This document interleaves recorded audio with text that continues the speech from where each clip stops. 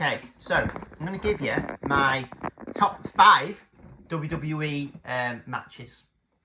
So, starting off, coming in at number 5, we have, for me personally, Ric Flair versus Shawn Michaels. God, what can I say about this? This match was, I loved this match. Like, it had everything. For me personally, the storytelling between the two of them in this match, like, especially getting towards the end of it. Oh, like I just said, you know, you get towards the end and like you can see that Ric Flair's like getting closer and closer to the end, and then in the end, when Shawn Michaels looks over at him from the corner and says, "I'm sorry, I love you," that just got me, man. Like, you can tell a storyteller when they are the master of their craft. And for me, Shawn Michaels is one of the greatest storytellers I've ever seen. Like, you look at him, and I think JR stated it, that, like, you know, about just the type of performer that Shawn Michaels actually is, and putting him in that match with Ric Flair, oh, it was just magic. It was absolute magic, like, and I absolutely loved it. And like, I've been back and watched it over and over again, and still absolutely love it.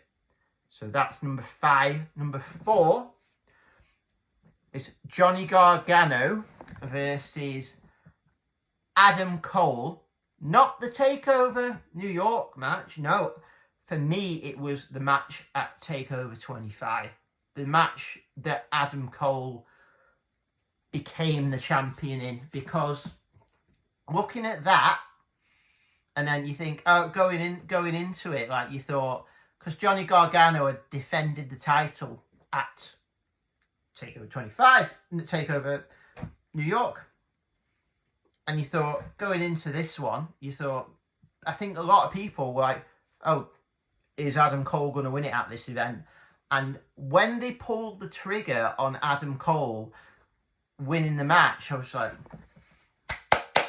hats off. Like, and then to see the reign that he then went on to have from winning that match. But for me personally, when I seen Adam Cole being wrapped to the ring, I was like, they could be doing this here. Because I thought that entrance, like, I ain't Bobby when I'm bold, that was great to me. I absolutely love that match. And I'd recommend it to anyone. If you're new to WWE, first of all, I definitely would say check out the TakeOver New York match, 2 out of 3 falls, but definitely watch this one from TakeOver 25, 100%. Number 3 is Bayley versus Sasha Banks. This was incredible. This was absolutely incredible, this match, right? This is everything that a match should be. Like, looking at women's wrestling from this point on, from this match at TakeOver Brooklyn between on NXT, this showed you what women's wrestling could be. This was the blueprint for everything that we're seeing now in terms of women's wrestling. For me personally, this was the jumping off point. This match between Bayley and Sasha Banks. This was when the women went into the ring and showed exactly what they can do. And I loved it. I remember watching this match. I watched it when it first came onto the network, and I was like blown away. And I was like, this is absolutely incredible. Like, this is what women's wrestling should be and what it should embody. And the fact to see where they've got to now. I mean, I know what's just with Bayley winning the title at the weekend at WrestleMania. This was absolutely amazing, and I would again. This is a match. If you've not seen it, or if you're new to WWE, go and watch this match. If you've just got the network, go and watch Bayley versus Sasha Banks at TakeOver Brooklyn, because you will not be disappointed. Right, number two. See, number two, and number one. For me personally, I absolutely loved The Rock versus Stone Cold Steve Austin at WrestleMania 19. I mean, in 2003. I mean, because they are the masters. Like they are both of them. They're amazing storytellers, amazing wrestlers, masters of their craft. And I just remember vividly the little nuances throughout the match, like The Rock putting on Stone Cold Steve Austin's vest and being stunned out of the vest. And I'll say this now, right? I can't think of a single person who sells a stunner better than The Rock. The Rock, for me, is one of the... He probably is the best at selling the Stone Cold Stunner. I can't think of anyone better at selling that than The Rock. Really, I can't. But this match in 2003 at WrestleMania 19, amazing stuff. And again, I'll say it again.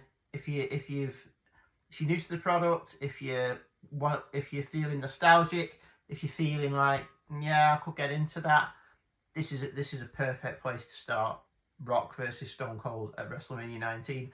So a lot of people would say WrestleMania 17, and the WrestleMania 17 match is absolutely amazing, but I just slightly prefer this one. But the 17 match, you know, I get why people would say that, because again, you had the Stone Cold Steve Austin turn at the end, like when he's smashing The Rock with the chair, like over and over again, and then finally that one last hit, and then he pins him, and then obviously you get all that with Vince McMahon coming out, and again, like either or, but for me 19 like takes it because of the fact that WrestleMania 19, The Rock had never beaten Stone Cold Steve Austin.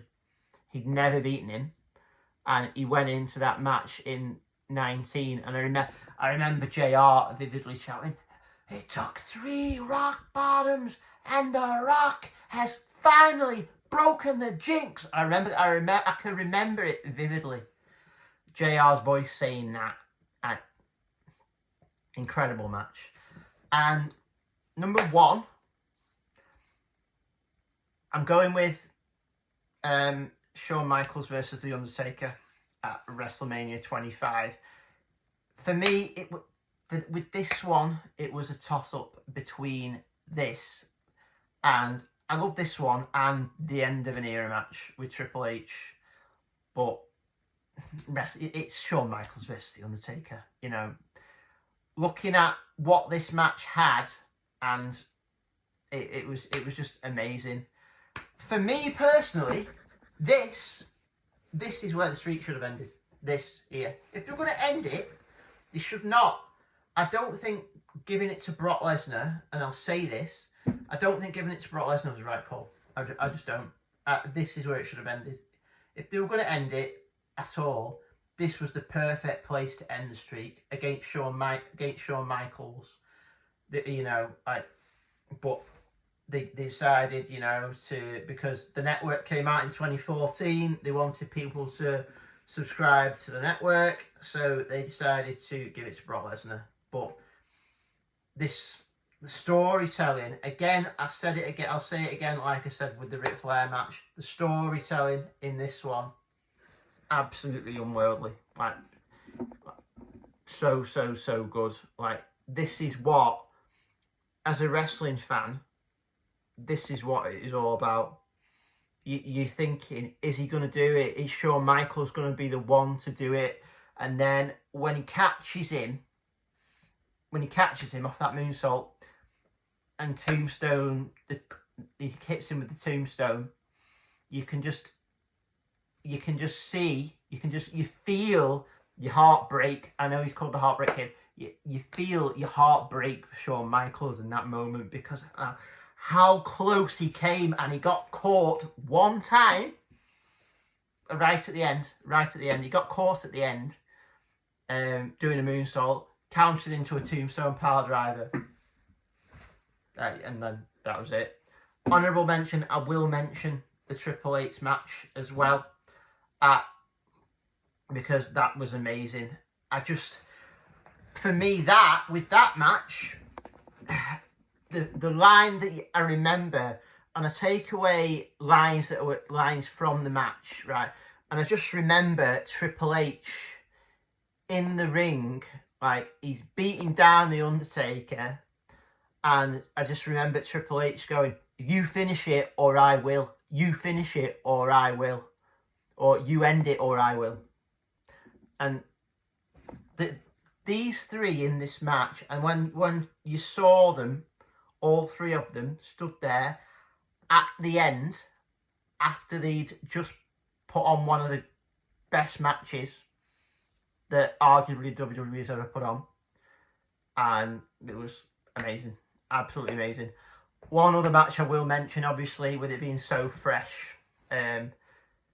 another honourable mention now. I do think, I know it's just happened on Sunday night, but I do think the Roman Reigns Cody Rhodes match needs to be mentioned, because that, just from a nostalgia point of view, story point of view, the struggle, if you've known Cody Rhodes and followed his career, and you know the struggles that he's faced, going away, being basically told that he wasn't good enough to be a main event guy, going away, starting his own company with the help of Kenny, Matt, Nick Jackson and Tony Khan, forming AEW, selling out the Chicago Arena for All In, and then, you know, it writes itself really, to go from where he was when he left, when he hung up the Stardust suit, breaking out on his own, forging his own path, to see what he's become, and him coming back and now being anointed as the guy in WWE. You can't ask for a better story than that. I mean, I know the moniker throughout the whole thing was finish the story, and now that story has culminated in him becoming the world champion, it's such an amazing thing to see. And when you can see the hard work that's been put in, the dedication that's been put in, the wisdom that's been learnt, everything that they said he wasn't going to be, he goes, you know what? They were wrong about him, and he's proved to them that they were wrong about him. And it's an amazing thing to see. And he's gone, don't bet against me, because look at what he's done and look at where he is now. So Cody Rhodes versus Roman Reigns. And also, I will say this, for Roman, that is one of the greatest title runs that you're ever going to see. I don't think there'll be another one like it. Certainly not in my lifetime, anyway. I just don't think so. Yeah, I just don't think you're going to see a reign like that happen again now that it has ended. So, anyway, that's my top 5 plus a few honourable mentions. But yeah, I just love talking about this.